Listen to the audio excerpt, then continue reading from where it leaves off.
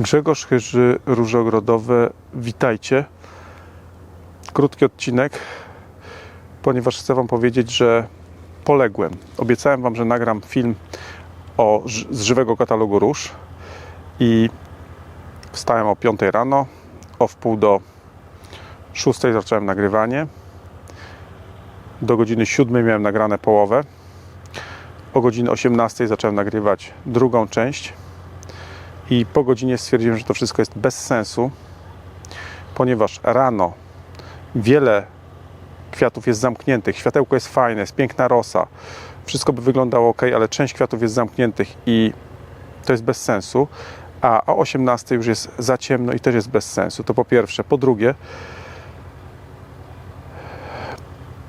nagrywanie jednego materiału z całego żywego katalogu róż też jest bez sensu, bo materiał trwałby 3 godziny i nikt by tego nie oglądał. Więc doszedłem do wniosku, że będę nagrywał materiały o poszczególnych grupach róż, osobno o miniaturach, osobno o krywówkach, rabatowych, pnących itd.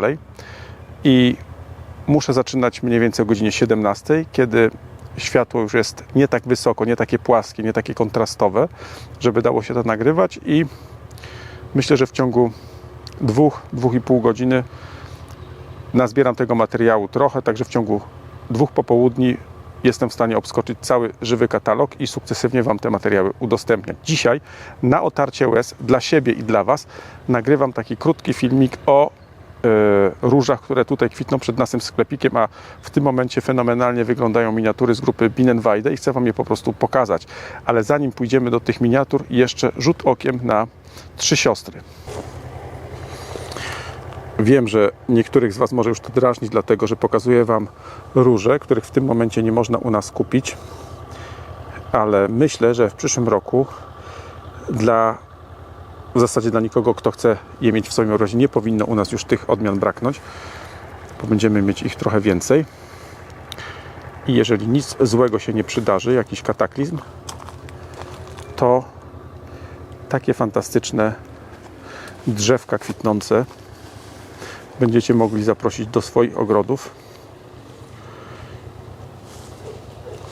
I brak dostępności nie będzie tutaj problemem. A teraz jeszcze w pełni kwitnienia fioletowa Rhapsody in Blue. Średniej wielkości róża, dość zdrowa, szybko zakwitająca, pachnąca, dość dobrze powtarzająca kwitnienie, która wystrzeliła tutaj takim wielkim, długim pędem, którego nie przycięliśmy. Zastanawiam się, kiedy go wiatr wyłamie. Może się uda, żeby go nie wyłamało, ale szkoda mi już go przycinać, bo są pąki kwiatowe i zaryzykujemy. A teraz jeszcze, zanim pójdziemy do miniatur, to jedna z moich ulubionych róż, czyli Maxi Vita rozpoczyna kwitnienie. I zobaczcie ten jej fantastyczny kolor różowy z lekką nutą fioletu.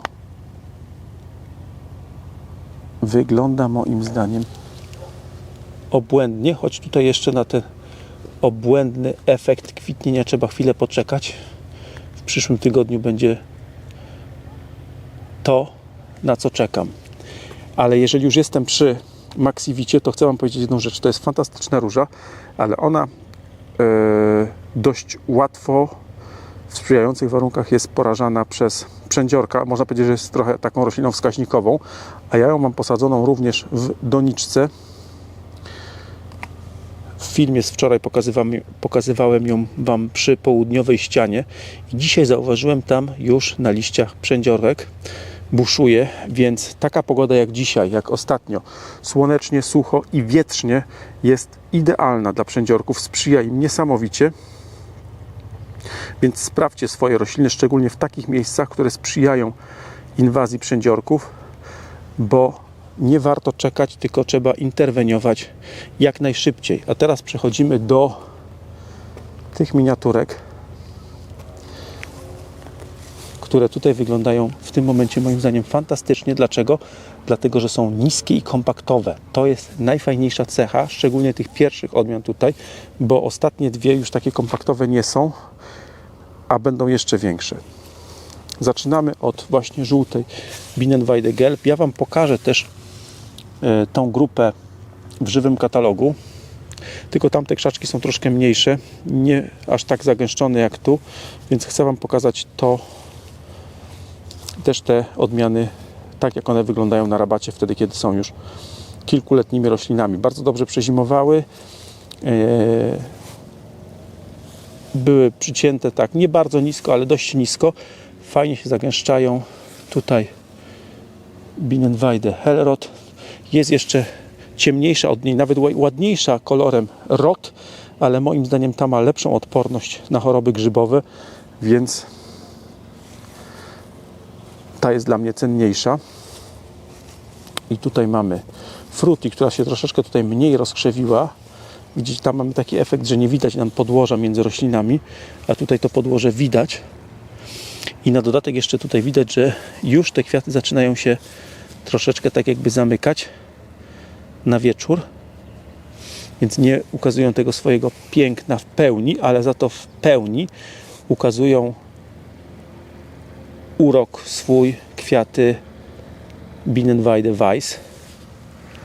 Zobaczcie, mimo tego, że one się lekko też przymykają, ale zobaczcie, ile tych kwiatów jest, a będzie ich jeszcze więcej i kwitnienie będzie długie, bo mnóstwo pąków kwiatowych jest jak gdyby schowana pod tymi rozwiniętymi kwiatami. Zobaczcie. Wygląda to świetnie. Ja bym chciał, żeby ta róża nie miała większych rozmiarów, tylko żeby taką kompaktowość zachowała. Niestety ona troszkę jeszcze urośnie i nie będzie tak fajnie. I druga, która za nią jest, jeszcze się nie rozwinęła, nie rozkwitła, czyli Bienenweide Rosa. Moim zdaniem najodporniejsza, najbardziej żelazna róża z całej serii Bienenweide i tylko ona ma ADR, ale kwitnie najpóźniej i jest największa, a po niej właśnie Weiss. Te dwie róże miniaturowe troszkę odstają charakterem wzrostu od pozostałych odmian tej grupy. I skoro jesteśmy przy miniaturach, to jeszcze chcę Wam pokazać miniaturę, która rośnie w cieniu, w półcieniu, pod platanem. I nie jest to jeszcze duże drzewo, ale zobaczcie, jest całkowicie schowana pod koroną. Więc to jest taki prawdziwy półcień. I zobaczcie, pomimo tego kwitnie dobrze, nie ma pędów tych ślepych, dużo pąków kwiatowych jeszcze, część jest rozwinięta, część dopiero czeka na rozwinięcie się. Jedynym minusem, który tutaj widać, typowym dla róż rosnących w półcieniu, jest to, że rośliny są wyższe niż ta sama odmiana rosnąca w pełnym słońcu. Jest bardziej kompaktowa, a tutaj są te pędy po prostu troszkę bardziej tak jakby wybiegnięte, ale tutaj to nikomu nie przeszkadza. Myślę, że za tydzień będzie ona wyglądała jeszcze lepiej, bo będzie pełnia kwitnienia. Oprócz tego tutaj mamy róże wielkokwiatowe, ale o nich już dzisiaj nie będę nic nakręcał.